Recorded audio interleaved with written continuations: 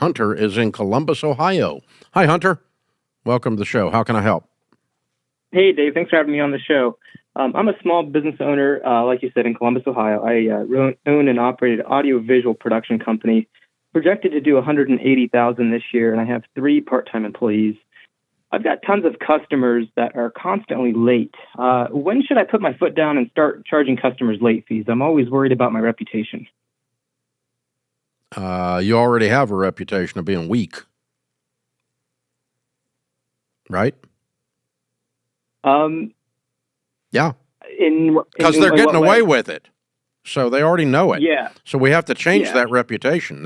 So what I discovered on collections problems is I don't have a collections problem. I have a sales problem.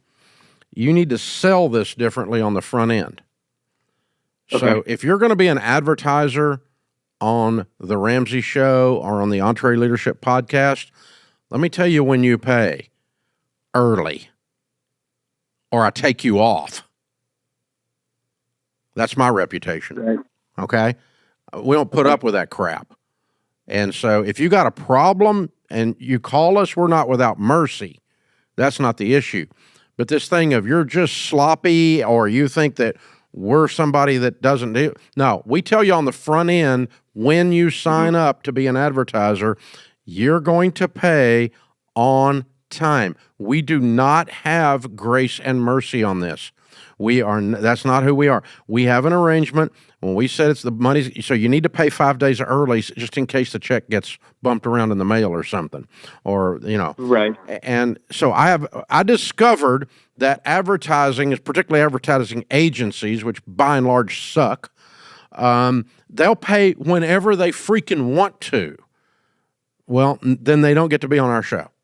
Their clients can't be on our show because we don't do that. We're going to pay you in 90 days. No, you're not. You're going to pay me now, on time, 5 days early.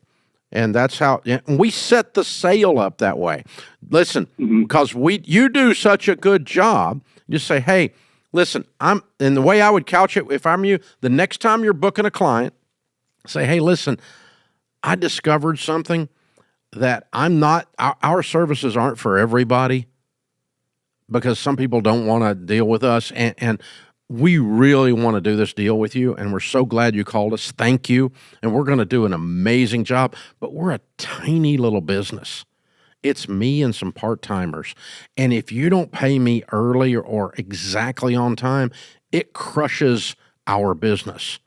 And so I can't do this if you don't understand that we have to be paid early or on time. And then if they're 5 days late, you call and go, hey, you remember that conversation that I said we're small businesses and you're crushing us? Now you're crushing us. You remember that part? So, dude, I need to swing by the office this afternoon, pick up a check. Can you have it ready for me? And so what you're doing is creating a different relationship, a different habit pattern with the customers. Just booking them and then being shocked that they pay late because they pay everybody late, that's on you. That's not on them, because they're just acting like they normally act. So you have to retrain the customer at the point of purchase, on how the sale is going to occur. In some cases, you may want to change terms with some of these people and say, in order for me to put you on the calendar, I got to have a half up front. Right, and that's what it normally is. They sign a contract with us. And most of the late payers are going to be corporate organizations and nonprofits. And the problem that I run into is that they don't like late fees because it messes up their bookkeeping. No, I don't need late fees. I need the money. I don't want late fees. I want to be paid on time. And again, you have to retrain the person. You're still dealing with a point of contact inside that nonprofit or inside that corporate America, and you have to explain to that person that's in there, this is how this deal is going to work. So I'm going to call you on day 2 if I don't have my money. I don't want a late fee. I want my money. And if you can't do that, we don't need to do the deal, man, because it's just going to aggravate the crap out of you and me, and we don't need aggravation. We just want to do a good job for you. And exactly. You need to fire a couple of these because they're never going to get their crap straight. And I have taken people off of the show over the 30 years I've done the radio show. We've taken them off because they just can't seem to get their act together. And I am not going to spend my life stressing about someone else who can't stay organized and pay their dadgum bills on time on a financial show. Hello. Oh my gosh, how irony is that? How much irony is that? So, yeah. But I discovered I was trying to be nice because I'm a sales guy, and I was trying to make the sale, and I was making it in such a weak way that I wasn't letting them value the relationship, and then they thought they could just do whatever the crap they want to do. And so you're setting the tone of the relationship wrong when you do that. Okay. And you're ultimately not being nice because then you're aggravated with them, and rightfully so. But yeah, some of these people, it is their modus operandi to be disorganized and pay late because they just forget and they're not in, but as soon as they get an invoice from you, they're going to remember this conversation, or they'll remember the other conversation where you called them a day later and go, okay, where is this? Can I just do an auto draft of some kind?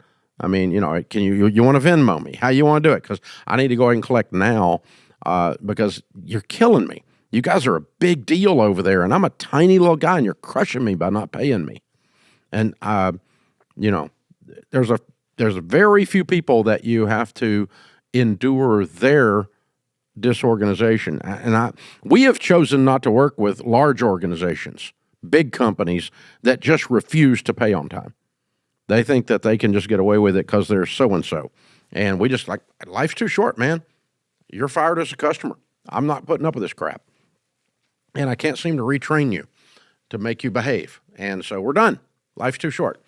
Because it hurts your feelings, it makes you mad, and at your size, man, it's critical.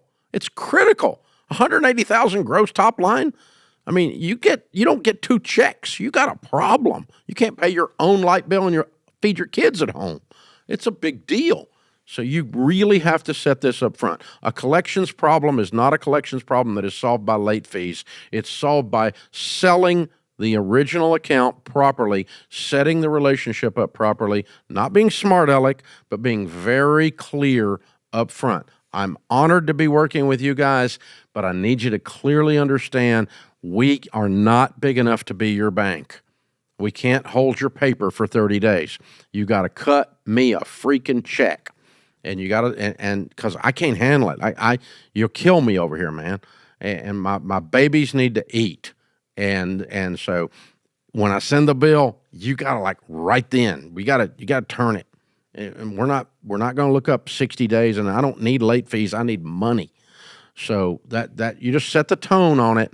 It changes everything when you do that. So very, very well done. Hey, Hunter, you're in a really neat place in business. I had to learn that when I was at your size. And you can tell by the smart aleck tone of my voice, I learned it thoroughly. So there you go.